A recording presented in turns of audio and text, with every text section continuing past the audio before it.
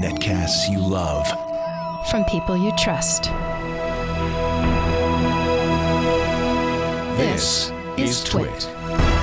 Nobody better to review an Android device than the host of All About Android, Jason Howell. Well, thank you. Is here. Good to have you. It's good to be And back. the Motorola G. This is the one Republic Wireless is selling for, what, $129? Yeah, I mean, it's pretty inexpensive. They have it, I believe, you're They have the Moto of the X. Moto E. The Moto E is the super low price, Okay, the this is not. $129. So how much is that this? one. This one is $179, 3G. Okay. That's unsubsidized. Unsubsidized. So it's a very low price And phone. it's been around for a little while now. It's been around probably for, I'd say, about 5 months, but it's become relevant again because when it initially released, it was only 3G. And it was priced at $179, still priced there. But they now have an LTE version for $229, all in. If the speeds are really important to you, you can get it for $229. That's it, no subsidy. Let's set the groundwork here. Do you like the Moto X, the high-end I do. Motorola? My wife has the Moto X, and I think it's a fantastic, easy-to-like device. Right. How does this differ?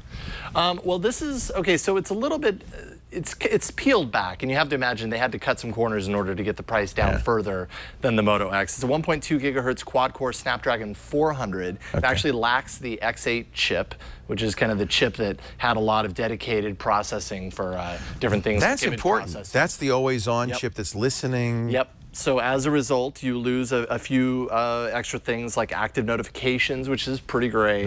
OK Google Now voice commands, completely hands-free. You don't really have that here. The flick of the wrist to launch the camera. Some things like that just aren't on the Moto G. So this is really making it just pretty much a plain Android phone. In fact, they sell a Google Play edition. Is that what we're looking at now? Or no, this is just the straight-up Moto G 3G version. It's not the LTE version. Although the Moto X was pretty much like a Google Play phone. And this is too. I'm not aware of a Google Play version of the Moto G. I thought they did. I certainly haven't sorry. used it. But yeah, you know, all things considered, the design takes a lot of the cues from the Moto X. It has the same style of backplate, and actually through Moto Maker, you can customize and get different backplates. So you still have that. I think the lowest cost one that was just recently announced, the Moto E, I'm not sure that you can necessarily do that. But you know, it's pretty great in that regard. 1 gig of RAM, so it's cut down a little bit there. It's a 4.5-inch HD display at 329 pixels per inch. Smaller display, same resolution, but a smaller display. Right, and I gotta say, the display is one of the shining points here. I think the trick when you're peeling back from something like the Moto X to the Moto G and trying to save cost is you want to cut cost in ways that aren't noticeable or are still, you know, passable. Right. And I think they definitely did that. It's just super sharp, vivid screen. It was a perfect compromise to get the price down as far as that's concerned. You don't really notice it. Design is definitely a little bit thicker than the Moto X, I'd say, a little bit heavier, but overall it still has that really nice kind of curved appeal to it. It feels really good when you're making a call with it and you have it in your hand. It doesn't feel like it's going to slip out very easily and all that kind of stuff. Definitely one of the downsides is the camera.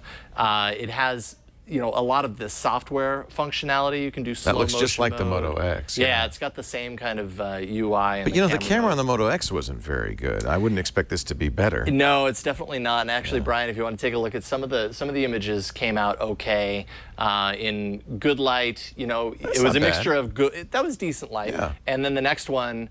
So, you know, same thing, got a lot of smudging. Keep up with moving kids. Yeah, well, particularly graininess. This is a video. I don't know if it's going to play. Maybe it won't play for you. But shot with the rear-facing camera, and there we go. Just kind of choppy, low frame rate. It looks like, Yeah, it wasn't that great at shooting video in the times that I tested it out. It has an HDR mode, which I know I took a picture here in the studio with HDR, and it really improved things. We love watching your kids. I got to tell you, Savannah's just adorable.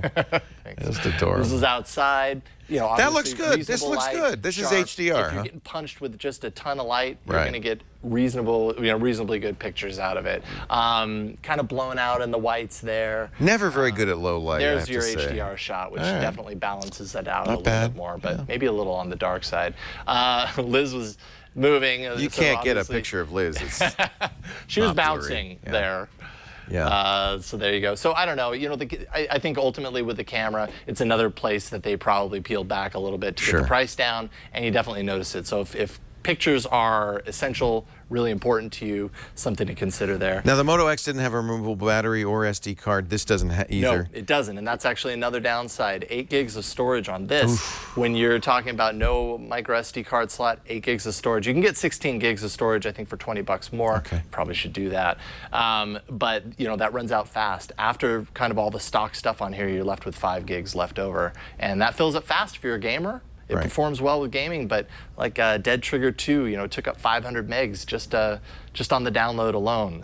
So you got to keep that in mind. But we have to remember, this isn't aimed at, this is not supposed to be a high-spec phone for the high end of the market. No, but I mean, it's low-cost reasonably phone. spec'd considering that, you know. How about dual SIMs? I think, is that a dual SIM phone? I think it is. I'm trying to remember. That'll always, if they're dual SIM, it tells you it's not for the U.S. market particularly. Right, no. And it definitely stretches outside just the U.S. market for sure, as far as that's concerned. And then, of course, you know, same with the Moto X. The software is pretty much stock Android. A few enhancements. There's a couple of extra apps in here. I already discussed the enhancements in the camera. It has assist. That's great. It has assist. I love which assist. Is great. Sleeping mode, meeting mode, that kind of stuff. It knows when you're driving. Now that's different. It doesn't have the driving mode in here. That's another missing feature. Yes. Easy migration with Motorola Migrate. There's a Motorola FM radio that uses your headphones as an antenna. That's the international market again, I think. So that's kind of nifty. I couldn't get much reception out of it, to be honest, but still kind of cool. And then, like I said, it's missing some of those other features like active notifications. Pros and cons. Pros, definitely the price. When you're talking about unsubsidized, $179 for really pretty reasonable hardware here. You can't beat it. The display, like I said, love the display. The design, I like it. I noticed some people that thought maybe it was a little pudgy, but I honestly don't feel that way. I think in the hand it actually, it's a pretty comfortable phone to use. And then the software, I'm a sucker for, you know, the kind of less enhanced software overlays, which is what you get here. A cleaner Google experience. Yeah, a cleaner experience, exactly. And then the cons, the camera, and then the storage, which I've kind of already talked about. But all in all, I think if you got $180 to spend, or you for a kid, yes, absolutely. Great or choice. if you want the LTE version, $229 is not too much to spend. Yeah. For these specs, I'd say buy.